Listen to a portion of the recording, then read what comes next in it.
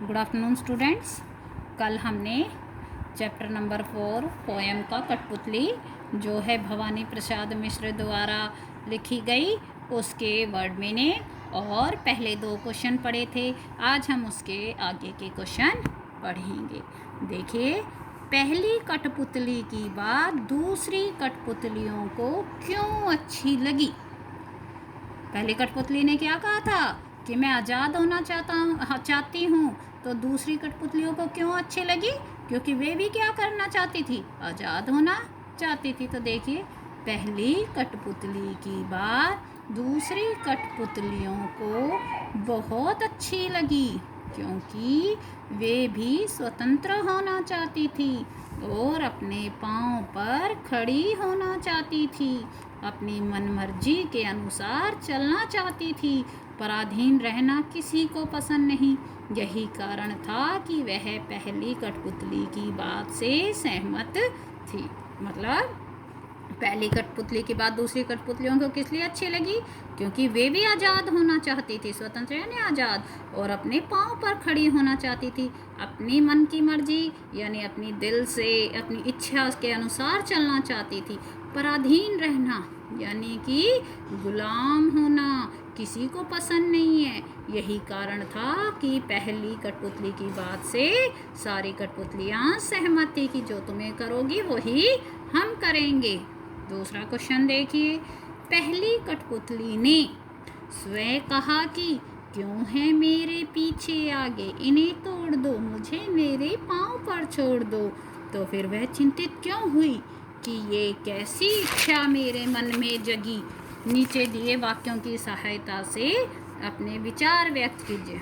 उसे दूसरी कठपुतलियों की जिम्मेदारी महसूस होने लगी, उसे शीघ्र स्वतंत्र होने की चिंता होने लगी, या वो स्वतंत्रता की इच्छा को साकार करने और स्वतंत्रता को हमेशा बनाए रखने के उपाय सोचने लगी। वह डर गई क्योंकि उसकी उम्र कम थी। क्या है इसका तुम्हें इसमें सहायता से अपने विचार व्यक्त करने। देखो, पहली कठपुतली गुलामी का, पराधीनता का जीवन जीते जीते दुखी हो गई थी। धागों में बंधी कठपुतलियाँ दूसरों के इशारों पर नाचना ही अपना जीवन मानती हैं। लेकिन एक बार एक कठपुतली ने विद्रोह कर दिया। उसके मन में शीघ्र ही स्वतंत्र होने की लालसा जागृत हुई, अतः उसने आज़ादी के लिए अपनी इच्छा जताई। लेकिन सारी कठपुतलियाँ उसकी हाँ में हाँ मिलाने लगी और उनके नेतृत्व में विद्रोह के लिए तैयार होने लगी। लेकिन जब उसे अपने ऊपर दूसरी कठपुतलियों की जिम्मेदारी का एहसास हुआ तो वह डर गई। उसे ऐसा लगने लगा न जाने स्वतंत्रता का जीवन भी कैसा होगा। यही कारण था कि पहली कठपुतली चिंतित होकर अपने फैसले के विषय में सोचने लगी। मतलब ये जो है अपने विचार व्यक्त करने हैं, जो ये हमने वाक्य दिए थे उनके हिसाब से। तो देखो, हमने कहानी में क्या पढ़ा था कि भाई इसमें कविता में पहली कठपुतली क्या कर रही थी?